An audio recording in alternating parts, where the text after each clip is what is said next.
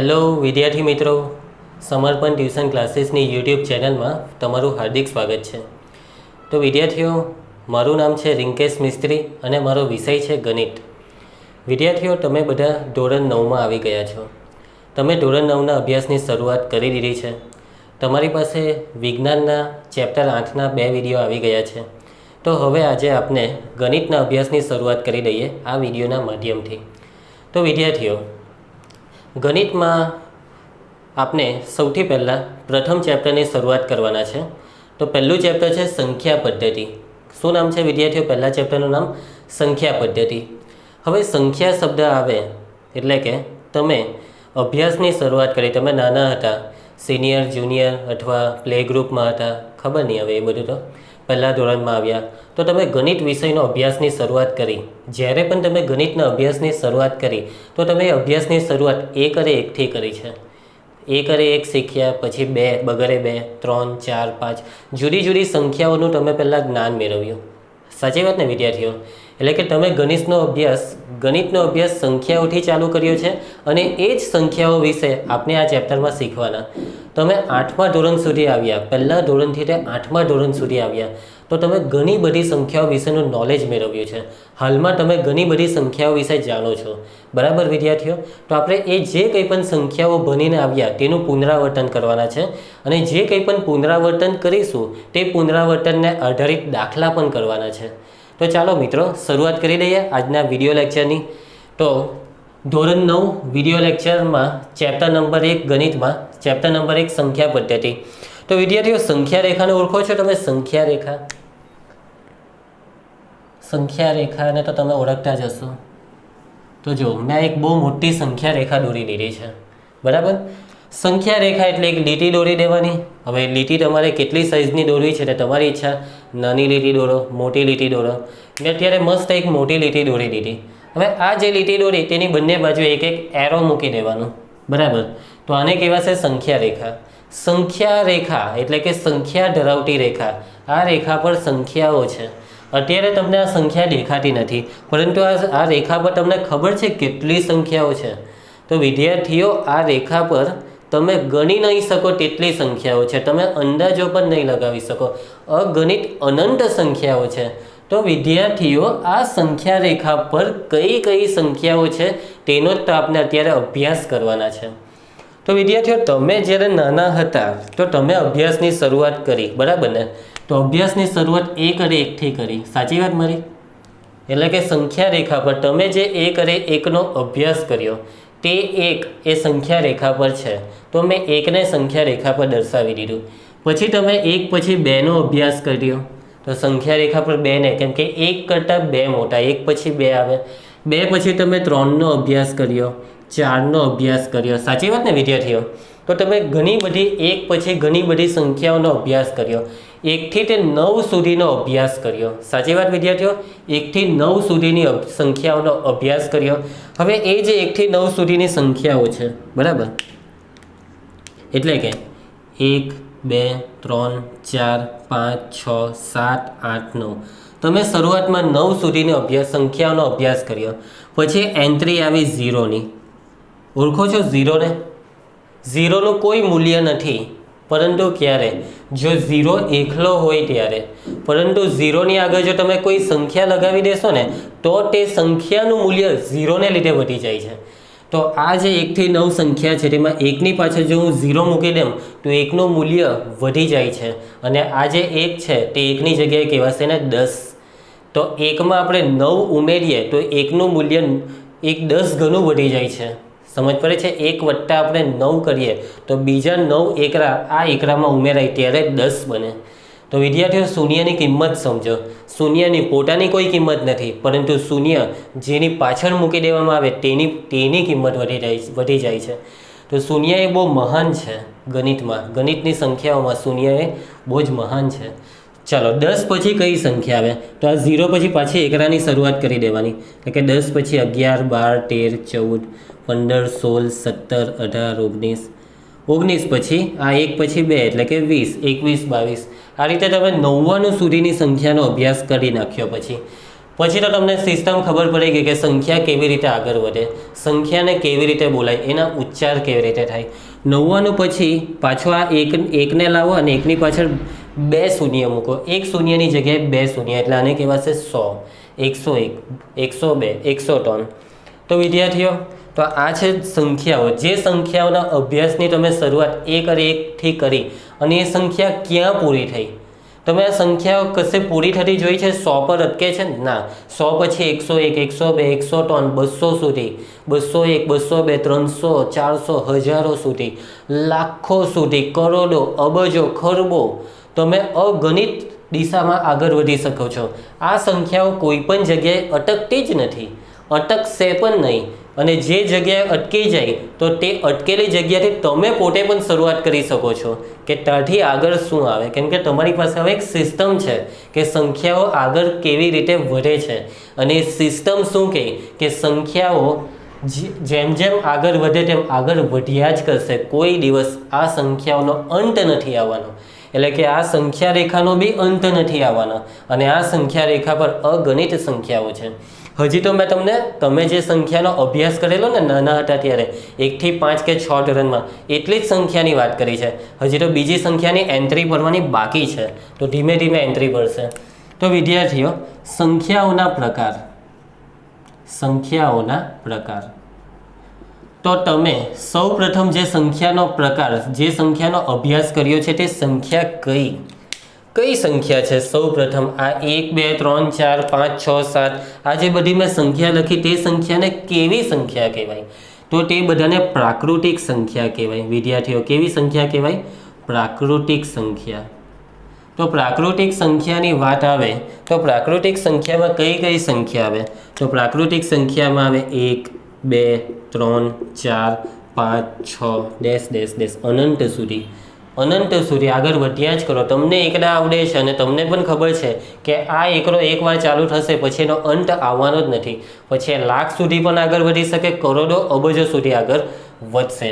તો તમે જે સંખ્યાઓનો શરૂઆતના ધોરણે અભ્યાસ કર્યો છે તે છે પ્રાકૃતિક સંખ્યાઓ.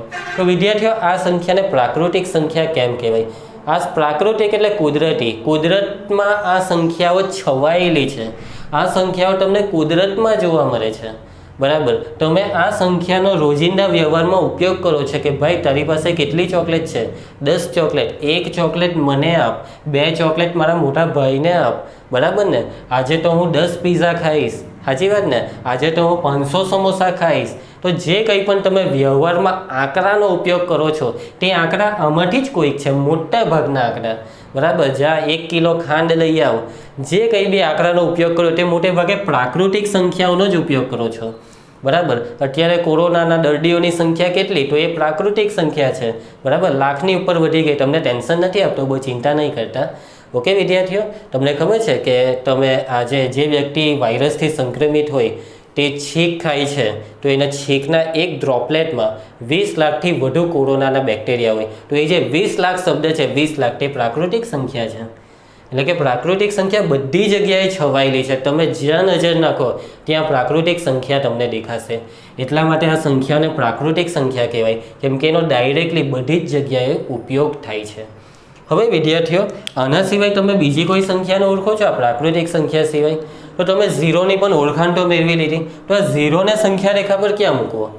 10 ઝીરો, આપણે આ ઝીરોને 1ની પાછળ મૂક્યો એટલે 10 બન્યા અને 10 આપણને ખબર છે કે 9 પછી 10 મૂકી દેવાના. પરંતુ ઝીરોને ક્યાં મૂકીએ? તો ઝીરોની તમને ખબર છે કે ઝીરો એકલો હોય ત્યારે એની કોઈ વેલ્યુ નથી. એટલે કે ઝીરોને 1ની આગળ અહીં આપણે મૂકીશું. ઝીરો એ તટસ્થ સંખ્યા રેખાનું સેન્ટર છે. ઝીરો એમ સમજીને ચાલો. જોવા જાય તો સંખ્યા રેખાનું કોઈ સેન્ટર નહીં આવે, પરંતુ તમે એવું સમજો કે ઝીરો એટલે સંખ્યા રેખાની એકદમ સેન્ટરમાં આપણે મૂકી દેવાનું. તો આપણે ઝીરોને મૂકી દીધા. તો મેં ઝીરોને, આ જે પ્રાકૃતિક સંખ્યાઓ છે તેમાં મેં ઝીરોને ઉમેરી દેમ તો આ પ્રાકૃતિક સંખ્યા પૂર્ણ થઈ ગઈ. કેમ કે આ પ્રાકૃતિક સંખ્યા અધૂરી હતી, એમાં ઝીરોની જરૂરિયાત હતી. બરાબર ને? સાચી વાત ને વિદ્યાર્થીઓ? ઝીરોની જરૂરિયાત હતી ને. હવે આ પ્રાકૃતિક સંખ્યામાં હું ઝીરોને ઉમેરી દેમ, કેમ કે ઝીરો એકલો તો કોઈ જગ્યાએ તમને કુદરતમાં નથી દેખાતો. ઝીરો કોઈ સાથે જોડાયેલો તમને જોવા મળે છે. એટલે કે ઝીરોને જો હું આમાં મૂકી દેમ તો આ સંખ્યા પ્રાકૃતિક નહીં કહેવાય. પરંતુ ઝીરોને આ સંખ્યાઓમાં મૂકવાથી આ પ્રાકૃતિક સંખ્યાઓ પૂર્ણ થઈ જાય છે. અત્યારે એ થોડીક અધૂરી છે, એક સંખ્યા માટે અધૂરી છે, અને એમાં હું ઝીરોને મૂકી દઈશ તો એ સંખ્યા પૂર્ણ થઈ જશે. વિદ્યાર્થીઓ કેવી થઈ જશે? પૂર્ણ. તો નંબર 2 જે છે સંખ્યાનો બીજો પ્રકાર તે છે પૂર્ણ સંખ્યાઓ. કેવી સંખ્યાઓ? પૂર્ણ સંખ્યાઓ. તો પૂર્ણ સંખ્યાઓમાં કંઈ નથી, આ જ બધી સંખ્યા, પરંતુ એ સંખ્યાઓમાં આપણે ઝીરોને પણ મૂકીશું. તો 0 1 2 3 4 5 6 ડેશ ડેશ ડેશ. 6 પછી શું આવશે તમને ખબર જ છે કે 6 પછી આવશે 7. બરાબર વિદ્યાર્થીઓ? 7 8 9 10 આ બધી સંખ્યા 6 પછી આવવાની જ છે. એટલે કે પ્રાકૃતિક સંખ્યાઓમાં શૂન્યને ઉમેરી દેવાથી જે સંખ્યાઓ આવે છે તે પૂર્ણ સંખ્યાઓ છે. ઓકે, તો વિદ્યાર્થીઓ પ્રાકૃતિક સંખ્યામાં 0 ઉમેરવાથી પૂર્ણ સંખ્યા આવે. તો પૂર્ણ સંખ્યામાં કઈ કઈ સંખ્યાઓ આવે તે તમને ખબર પડી ગઈ. હવે સાચી વાત મારી? પ્રાકૃતિક સંખ્યા ખબર પડી ગઈ, પૂર્ણ સંખ્યા ખબર પડી ગઈ. તો હજી કઈ સંખ્યાઓ છે? તો તમે 9મા ધોરણમાં આવી ગયા. 1 થી 8 ધોરણમાં તમે કદાચ 7મા ધોરણમાં બીજી પણ અમુક સંખ્યાનો અભ્યાસ કર્યો છે. તો કે ભાઈ ઋણ સંખ્યાને તમે ઓળખો છો? ઋણ સંખ્યા. હું આ જે 1 છે તેને માઇનસનું ચિહ્ન આપી દઉં. 1ને કયું ચિહ્ન આપી દઉં? માઇનસનું ચિહ્ન. તો એને કહેવાય -1. તો -1 એ ઋણ સંખ્યા કહેવાય. કેવી સંખ્યા? ઋણ. અને ઋણ સંખ્યા એ સંખ્યા રેખાની ડાબી બાજુ આવે. તો અહીં આવશે -1. -1 પછી આવશે -2. -2 પછી શું આવશે વિદ્યાર્થીઓ? -3 આવશે. -3 પછી શું આવશે તમને ખબર છે કે -4 આવે, -5 આવે, -6. એટલે કે જેમ જેમ આગળ વધીએ તેમ તેમ સંખ્યાઓ આવતી જ જશે, પરંતુ તે સંખ્યાઓ ઋણ સંખ્યાઓ છે. કેમ કે હવે આપણે ડાબી બાજુ જો આગળ વધીએ તો ઋણ સંખ્યામાં આગળ વધવાનું, જમણી બાજુ ધન સંખ્યામાં આગળ વધવાનું. એટલે કે હવે તમે આ સંખ્યા રેખા પર જાઓ તો આપણી પાસે કેટલી સંખ્યાઓ છે? તો 0 પછીની પણ 1 2 3 4 એવી રીતે ઘણી બધી અનંત સંખ્યાઓ છે. અને 0ની ડાબી બાજુ એટલે કે 0 પહેલાં આવતી સંખ્યાઓ ઋણ સંખ્યા -1 -2 -3 એ બધી પણ અનંત સંખ્યાઓ છે. તો જો આપણે આ બધી સંખ્યાને ભેગી કરીએ તો તે બધી સંખ્યાને કેવી સંખ્યા કહેવાય? તો તે બધી સંખ્યાને કહેવાશે પૂર્ણાંક સંખ્યાઓ. વિદ્યાર્થીઓ કેવી સંખ્યા કહેવાશે? પૂર્ણાંક સંખ્યાઓ. સમજ પડે છે?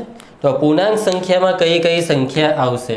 તો ઉપરની જે પૂર્ણ સંખ્યા હતી એટલે કે 0 અને 0 પછીની તે તો આવશે જ. તો આપણે એને પહેલાં લખી નાખીએ કે 0 1 2 3 4 અપ ટુ 100 એટલે કે ... પરંતુ 0 પહેલાં જે ઋણ સંખ્યાઓ છે તેને પણ પૂર્ણાંકમાં લેવાની. એટલે કે -1 -2 -3 ... સમજ પડે છે વિદ્યાર્થીઓ? એટલે કે પૂર્ણાંક સંખ્યા તમે શીખેલા છો. પૂર્ણાંક સંખ્યા અને પૂર્ણાંક સંખ્યા સાથે કામ પણ કર્યું, એના દાખલા પણ કર્યા. તો આ છે પૂર્ણાંક સંખ્યાઓ. પૂર્ણાંક શબ્દ આવે એટલે તમારે સમજી જવાનું કે કઈ કઈ સંખ્યા. તો 0 1 2 3 4 ડેશ ડેશ ડેશ, -1 -2 -3 ... ઓકે વિદ્યાર્થીઓ? એટલે કે પૂર્ણાંકમાં 0 આવે, ધન સંખ્યા આવે અને ઋણ સંખ્યા આવે. વિદ્યાર્થીઓ એક સવાલ પૂછું તમને કે આ 0 એ કેવી સંખ્યા? ધન સંખ્યા કે ઋણ સંખ્યા? કહી શકશો તમે કે આ 0 શામાં આવે? ધનમાં આવે કે ઋણમાં આવે? તો વિદ્યાર્થીઓ એક વસ્તુ યાદ રાખજો કે 0 નથી ધન સંખ્યા કે નથી ઋણ સંખ્યા. 0ને કોઈ નિશાની નથી. અને તમે સમજવા માટે આવું સમજી શકો કે 0ની નિશાની વત્તા લે તો બી ચાલે, ઓછા લે તો બી ચાલે. કેમ કે -0નું પણ કોઈ મૂલ્ય નથી, -0નું પણ કોઈ મૂલ્ય નથી. એટલે કે 0 એ પોતે 0 છે. 0ને વત્તા કે ઓછાનું ચિહ્ન આપવાથી એનું કંઈ મૂલ્યમાં ફેરફાર થવાનું નથી. એટલે કે શૂન્યને નિશાની સાથે કોઈ ફરક પડતો નથી. તો આપણે એવું કહી શકીએ કે શૂન્યને જે નિશાની આપો ચાલી જાય, અથવા શૂન્યની કોઈ નિશાની નથી તેવું કહે તો પણ આપણે ખોટા નથી. તો વિદ્યાર્થીઓ આટલી વસ્તુ તો તમને સમજ પડી ગઈ. હવે તમે 8મા ધોરણમાં એક ચેપ્ટર શીખીને આવ્યા, સમય સંખ્યાઓ. યાદ આવે છે સમય સંખ્યાઓ? અને સમય સંખ્યાઓ પહેલાં અપૂર્ણાંક સંખ્યાઓનો તમે અભ્યાસ કર્યો. તો વિદ્યાર્થીઓ તમને ખબર છે કે 1 અને 0 ને 1, ઓકે, તો 0 ને 1ની વચ્ચે પણ અમુક સંખ્યાઓ રહેલી હોય છે. તો એ 0 ને 1ની વચ્ચે કઈ સંખ્યા આવે? તો 0 ને 1ની એક્ઝેક્ટ વચ્ચે 1/2 આવે. ખબર છે તમને આ વિદ્યાર્થીઓ? હવે 0 અને 1/2 ની એક્ઝેક્ટ વચ્ચે 1/4 આવે. એટલે કે 1/4 ભાગ. પછી આ 0 અને આ 1/2 અને 1ની વચ્ચે 3/4 આવે. તો આ બધી સંખ્યાઓનો પણ તમે અભ્યાસ કર્યો છે. તો તમે આ 0 ને 1 ની વચ્ચે આવી જે સંખ્યાઓ મૂકો છો, એટલે કે બે નજીકની બે એક પછી એક આવતી પૂર્ણાંક સંખ્યાઓ વચ્ચે જે સંખ્યાઓ છે તેમાં અપૂર્ણાંક સંખ્યાઓ આવે છે. અને આ જ અપૂર્ણાંક સંખ્યાને કેવી સંખ્યા કહેવાય? સમય સંખ્યા. તે જ રીતે 1 અને 2 ની વચ્ચે પણ સંખ્યાઓ આવશે, બરાબર. તો 1 અને 2 ની વચ્ચે કઈ સંખ્યા આવશે? તો અહીંયા આવશે 3/2. 3/2 એટલે 1.5. એને તમે દશાંશમાં પણ લખી શકો. ઓકે વિદ્યાર્થીઓ. 2 અને 3 ની વચ્ચે કઈ આવે? તો 5/2 એટલે 2.5. આ જે વચ્ચેની તમને સ્પેસ દેખાય છે તેમાં ઘણી બધી સંખ્યાઓ મૂકી શકાય. તો કેટલી માની લો કે મારે 0 ને 1 ની વચ્ચે સંખ્યા મૂકવી છે, તો મેં કેટલી સંખ્યા આવી મૂકી શકું? તો તમે કહો ને એના કરતાં પણ 10 ગણી સંખ્યા મેં મૂકી શકું છું. અને હું જેટલી મૂકા તેના કરતાં 10 ગણી સંખ્યા તમે મૂકી શકો છો. એટલે કે વિદ્યાર્થીઓ, હું શું કહેવા માગું છું કે 0 ને 1 ની વચ્ચે તમારે જેટલી સંખ્યા મૂકવી હોય તેટલી મુકાય. તમારી સંખ્યા રેખા નાની પડી જશે પણ સંખ્યા ઘટવાની નથી. એટલે કે આ 0 ને 1 ની વચ્ચે તમને અત્યારે આટલો જ ગેપ દેખાય છે, પરંતુ તે ગેપમાં અસંખ્ય સંખ્યા રહેલી છે, અસંખ્ય. તમે 0 ને 1 ને આજે 0 ને 1 ની વચ્ચેનો ગેપ છે તે મોટો કરી દેવો તો તે સંખ્યાઓ તમે વ્યવસ્થિત જોઈ શકશો. જેટલો ગેપ મોટો કરશો તેટલું વ્યવસ્થિત તે સંખ્યાઓને જોઈ શકશો. અને ગેપ મોટો કેવી રીતે કરીએ? સંખ્યા રેખા દોરવા માટે આપણું પાનું નાનું પડી જાય, મારું બોર્ડ નાનું પડી જાય. તો આઈ હોપ કે હું શું કહેવા માંગુ છું તો તમે સમજી શકો છો કે 0 અને 1 ની વચ્ચે અસંખ્ય સમય સંખ્યાઓ આવેલી છે અને સમય સંખ્યામાં અપૂર્ણાંકનો સમાવેશ થાય. એટલે કે નંબર 4 આપણે જે શીખવાના તે કઈ સંખ્યા? તો વિદ્યાર્થીઓ સમય સંખ્યા શીખવાના. ઓકે. તો સમય સંખ્યા જે છે, સમય સંખ્યા જો વિદ્યાર્થીઓ પ્રાકૃતિક સંખ્યા પૂર્ણ અને પૂર્ણાંકની મેં યાદી બનાવી, અને યાદી બનાવી કહેવાય. યાદી એટલે લિસ્ટ બનાવી. અને તમને ખબર છે કે આ લિસ્ટમાં 6 પછી શું આવશે? ભલે મેં 7 ને નથી લખ્યો પણ જોઈ એટલે તમને ખબર પડે કે 6 પછી 7 છે, 7 પછી 8 પછી 9. આમાં પણ તમને ખબર છે કે 6 પછી 7 8 9. આમાં તમને ખબર છે 4 પછી 5 6 7, -3 પછી -4 -5 -6. પરંતુ હું આવી અપૂર્ણાંક સંખ્યાની યાદી બનાવી શકતો નથી. નથી હું બનાવી શકું કે નથી તમે બનાવી શકવાના કે નથી ગણિતના કોઈ પણ વ્યક્તિએ, કોઈ પણ ગણિતશાસ્ત્રીએ અપૂર્ણાંક સંખ્યાઓની યાદી બનાવી. કોઈ ગણિત શાસ્ત્રીએ અપૂર્ણાંક સંખ્યાની યાદી નથી બનાવી. તો વિદ્યાર્થીઓ, આ યાદી બનશે નહીં. અપૂર્ણાંક સંખ્યા ઘણી બધી છે, એની કોઈ પેટર્ન નથી કે 1 માં 1 ઉમેરો તો 2 આવે, 2 માં 1 ઉમેરે તો 3. એટલે આ અપૂર્ણાંક 1/4 માં મેં 1 ઉમેરી દેમ તો એના પછીનો અપૂર્ણાંક આવી જાય, એવું નથી. એટલે કે સમય સંખ્યાને યાદીના સ્વરૂપમાં દર્શાવી શકાય નહીં. તો એને દર્શાવીએ કેવી રીતે? તો એને દર્શાવવા પહેલાં હું એના તમને જરાક એક્ઝામ્પલ લખી આપું. તો સમય સંખ્યામાં અપૂર્ણાંક સંખ્યા આવશે 1/2, 2/5, -3/4, -8/3. તો આવી બધી સંખ્યા અપૂર્ણાંક છે. આ બધી અપૂર્ણાંક. અપૂર્ણાંક એટલે અંશ અને છેદવાળી સંખ્યા, અને આ તમામ સંખ્યા સમય કહેવાશે. શું વિદ્યાર્થીઓ, આ જે ઉપર જે બધી સંખ્યાઓ લખેલી છે તેને હું સમય સંખ્યા કહી શકું? જે રીતે પ્રાકૃતિકમાં મેં 0 ને ઉમેરવાથી પૂર્ણ આવી, પછી પૂર્ણ સંખ્યામાં બધી ઋણ સંખ્યાઓ ઉમેરવાથી પૂર્ણાંક સંખ્યા આવી, તે જ રીતે આ પૂર્ણાંક સંખ્યાઓમાં મારે પૂર્ણાંકમાં મારે હું ઉમેરવાનું છે અપૂર્ણાંક. તો પૂર્ણાંકમાં અપૂર્ણાંકને ઉમેરવાથી સમય સંખ્યા આવે. તો હું એમ બોલું કે સમય સંખ્યા, તો આ પૂર્ણાંક સંખ્યા પણ સમય છે, અપૂર્ણાંક પણ સમય અને પૂર્ણાંક પણ સમય. એટલે કે સમય સંખ્યામાં પૂર્ણાંક પણ આવી જાય ને અપૂર્ણાંક પણ આવી જાય, બંને આવી જાય. કેમ કે પૂર્ણાંક સંખ્યાને પણ અંશ અને છેદ સ્વરૂપે રજૂ કરી શકાય. માની લો કે મેં લેમ છું 4, તો 4ના છેદમાં કંઈ નથી, તો શું સમજવાનું? 1. તો થઈ ગયું ને અંશ અને છેદ. વિદ્યાર્થીઓ, મેં પૂર્ણ સંખ્યામાં લઈ લઉં 0 ને, તો 0ના છેદમાં કંઈ નથી તો 1 લેવાય. છેદમાં કંઈ ન હોય તો તમારે સમજી જવાનું કે છેદમાં 1 છે. તે જ રીતે આ પૂર્ણાંક સંખ્યામાં આપણે ઋણ સંખ્યા લઈએ -3, તો -3ના છેદમાં પણ કંઈ નથી, તો આપણે શું સમજવાનું કે -3ના છેદમાં 1 છે. તો વિદ્યાર્થીઓ, છેદમાં કંઈ ન હોવાથી આ બધી સંખ્યાઓના છેદમાં 1 છે, અને અંશ અને છેદ આવે તેવી દરેક સંખ્યાને કહેવાશે સમય સંખ્યા. તો વિદ્યાર્થીઓ, મેં તમને જે વસ્તુ કહેવા માંગુ છું કે સમય સંખ્યાને દર્શાવીએ કેવી રીતે? જે રીતે આપણે પ્રાકૃતિકને દર્શાવી, પૂર્ણ સંખ્યાને દર્શાવી, પૂર્ણાંકને દર્શાવી, તે રીતે સમય સંખ્યાને ભલે આ રીતે નહીં દર્શાવી શકાય યાદીની રીતે, નહીં દર્શાવી શકાય, પરંતુ સમય સંખ્યાઓને ગુણધર્મની રીતે દર્શાવી શકાય છે. કેવી રીતે? ગુણધર્મ, એટલે કે એમાં એક ચોક્કસ ગુણધર્મ છે અને એ ગુણધર્મ છે શું? તો સમય સંખ્યામાં અંશ આવે અને છેદ આવે, આ છે એનો ગુણધર્મ. તો આપણે અંશને નામ આપીશું p અને છેદને નામ આપીશું q.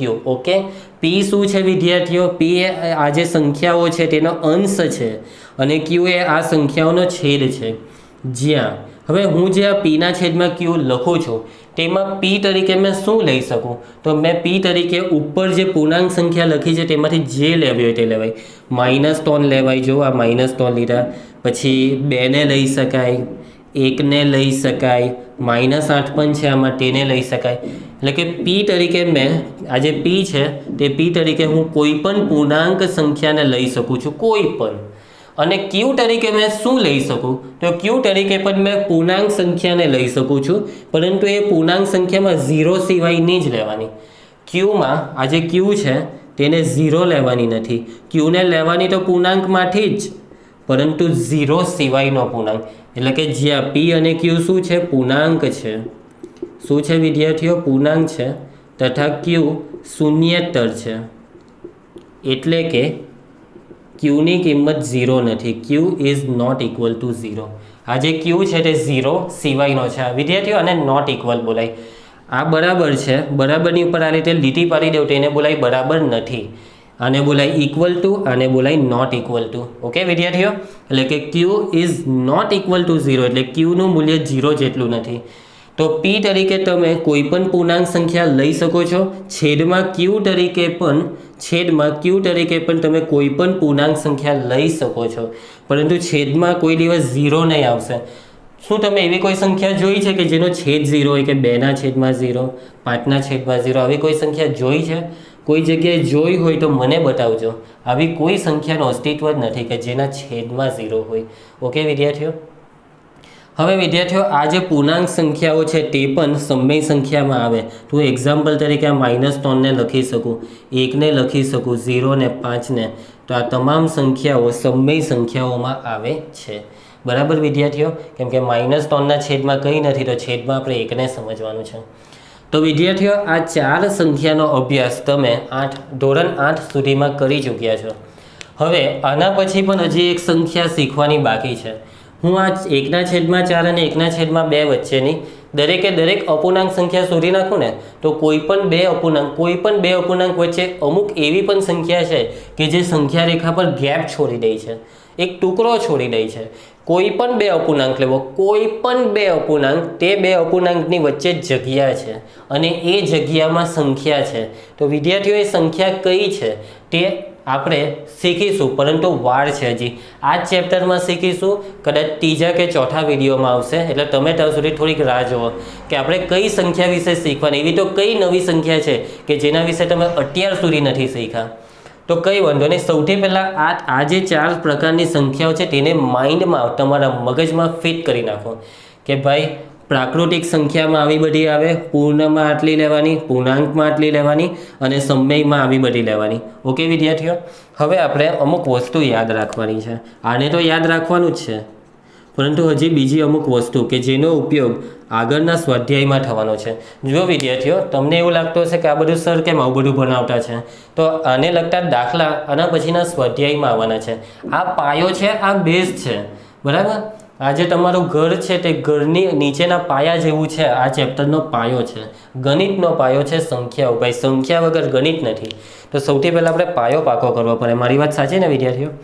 તો યાદ રાખવામાં પહેલું વિદ્યાર્થીઓ એક વસ્તુ સમજો કે મેં એમ બોલું કે 2 એ પ્રાકૃતિક છે, સાચું? યસ.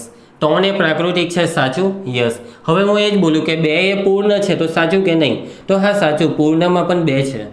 6 એ પૂર્ણ છે, તો સાચું? હા સાચું, 6 એ પૂર્ણમાં છે. પરંતુ મેં એમ બોલું કે 0 એ પૂર્ણાંક છે, તો ખોટું, કેમ કે 0 ઉપર નથી.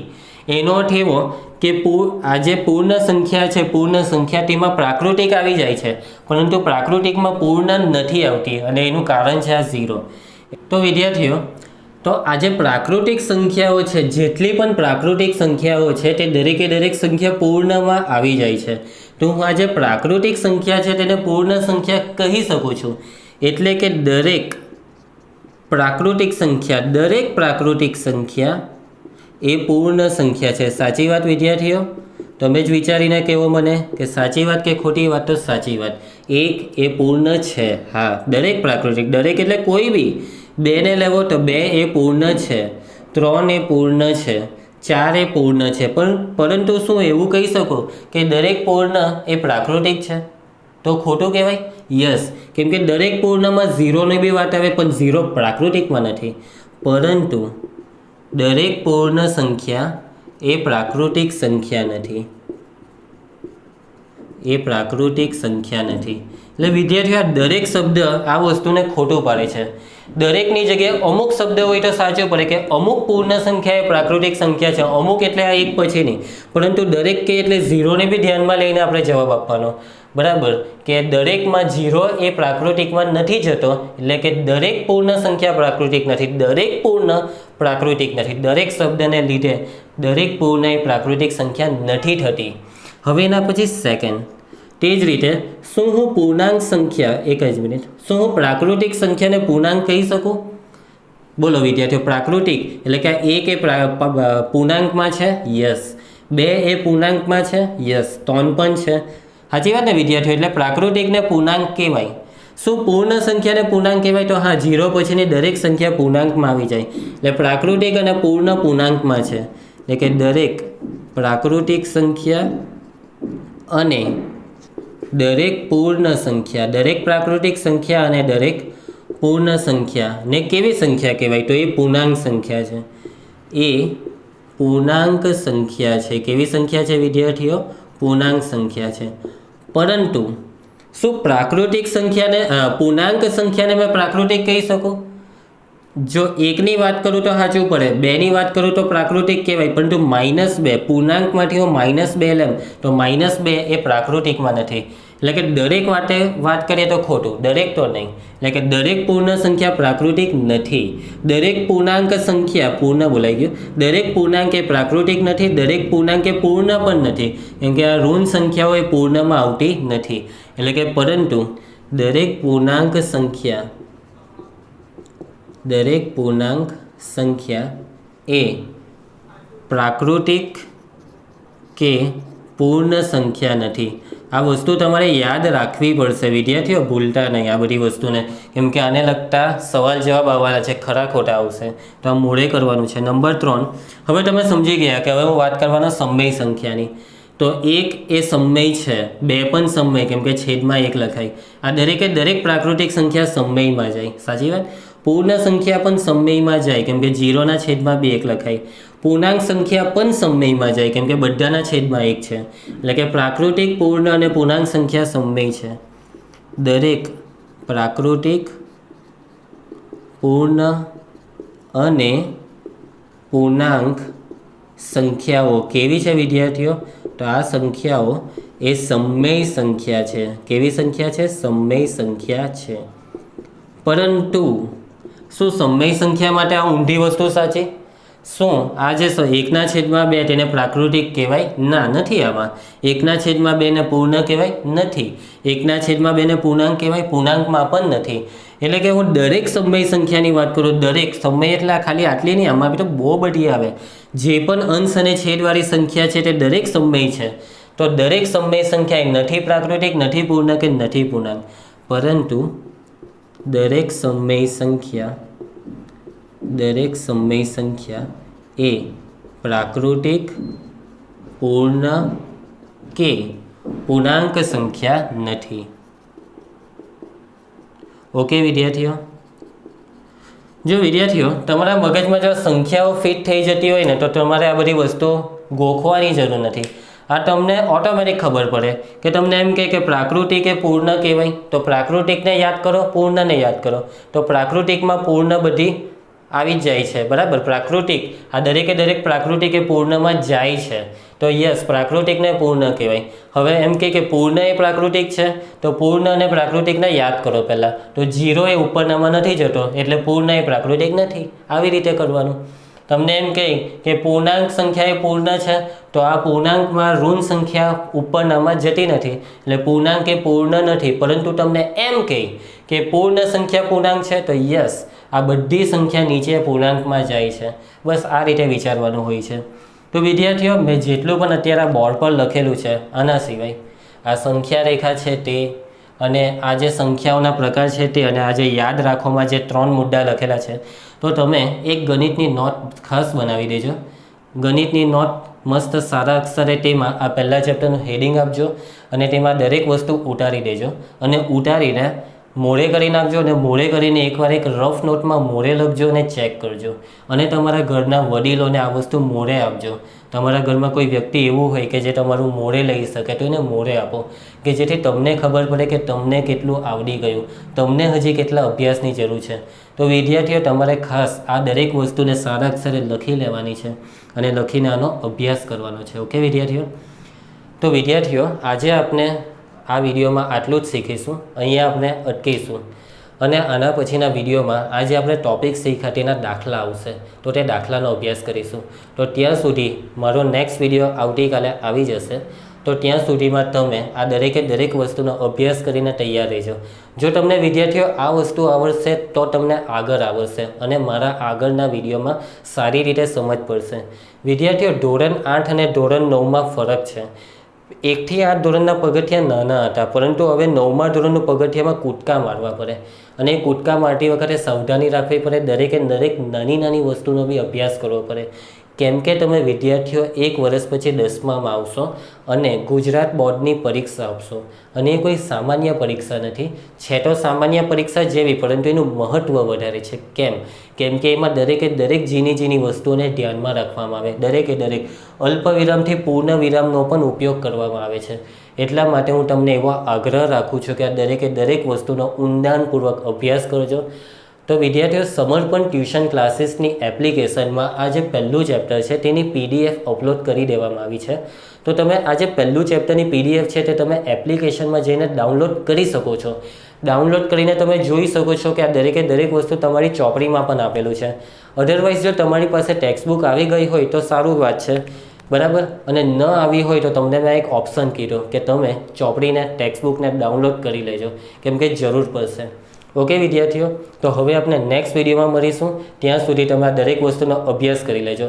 અને અમુક વસ્તુ હું તમને કહેવા માગું છું કે તમને આ વિડીયો જો ગમ્યો હોય, મેં તમને જે સમજાવ્યું તે તમને સમજ પડી હોય ને, તો એક લાઇક આપી દેવો. તમારા વિડીયોની નીચે એક લાઇક બટન છે, તેના પર ક્લિક કરો એટલે અમને એક લાઇક મળશે. લાઇક મળવાથી અમારું પ્રોત્સાહન વધશે. અમને પણ ખબર પડે કે કેટલા વિદ્યાર્થીઓને અમારા વિડીયો ગમે છે. તેના માટે તમારે લાઇક આપવી પડશે. વિદ્યાર્થીઓ, કોમેન્ટ કરો. નીચે કોમેન્ટ બોક્સ છે. આ વિડીયો તમને કેવો લાગ્યો? સારો લાગ્યો? મજા આવી? મેં કેવું સમજાવ્યું? તમે તમારા મનના વિચારોને કોમેન્ટ બોક્સમાં લખી શકો છો. તમારા માઇન્ડમાં જે કંઈ પણ સારા વિચારો પ્રગટ થયા હોય આ વિડીયો જોઈને, તો તે તમે કોમેન્ટ બોક્સમાં જણાવી શકો છો. અને વિદ્યાર્થીઓ, સૌથી અગત્યની વસ્તુ કે ચેનલને સબસ્ક્રાઈબ કરવાની બાકી હોય તો સૌપ્રથમ ચેનલને સબસ્ક્રાઈબ કરી લેજો. કેમ કે વિદ્યાર્થીઓ, સબસ્ક્રાઈબ કરશો ને તો હું જેવા વિડીયો મૂકીશ, રોજને રોજ હું વિડીયો મૂકું કે અવિનાશ સર આ વિડીયોને મૂકે, તો તમારા પર નોટિફિકેશન આવશે. એટલે કે તમારે ચેનલને લાલ કલરમાં સબસ્ક્રાઈબ લખેલું છે તેના પર ક્લિક કરો. ક્લિક થઈ જવું જોઈએ. કંઈ પણ કરો, તમારી આંગળી એ લાલ બટન પર સબસ્ક્રાઈબ પર પહોંચી જવી જોઈએ અને ચેનલ સબસ્ક્રાઈબ થઈ જવી જોઈએ. અને એ સબસ્ક્રાઈબ બટનની બાજુમાં એક ઘંટીનું બટન છે, એને કહેવાય બેલ આઇકન. તો તેના પર ક્લિક કરો અને નોટિફિકેશનને ઓલ કરી દેવો, એટલે કે નોટિફિકેશનને ઓન કરો, કે જેથી હું મારા જેટલા પણ વિડીયો અપલોડ કરું તે તમારા સુધી સમયસર પહોંચી જાય, એની નોટિફિકેશન આવી જાય. અને એક મહત્ત્વની વસ્તુ હજી કે તમારા જેટલા પણ મિત્ર હોય, તમારા સ્કૂલના મિત્ર, તમારા ટ્યુશનના મિત્ર, તમારા જે કંઈ પણ સગા સંબંધી, આસપાસ અડોસ પડોશ જેટલા પણ મિત્ર હોય તે દરેકે દરેક વ્યક્તિઓ સુધી આ વિડીયોને શેર કરો. આ વિડીયોની લિંકને વોટ્સઅપ, ફેસબુક, ઇન્સ્ટાગ્રામ જેટલા પણ સોશિયલ મીડિયાના માધ્યમ હોય તે દરેકે દરેક માધ્યમ દ્વારા આ વિડીયોને તમારા મિત્ર સુધી પહોંચાડો અને એ લોકોને કહેવો કે એ મારા મિત્ર, તું પણ આ વસ્તુનો અભ્યાસ ચાલુ કરી દે. ઓકે વિદ્યાર્થીઓ, તો હવે આપણે નેક્સ્ટ વિડીયોમાં મળીશું અને આગળનો અભ્યાસ કરીશું. આવજો.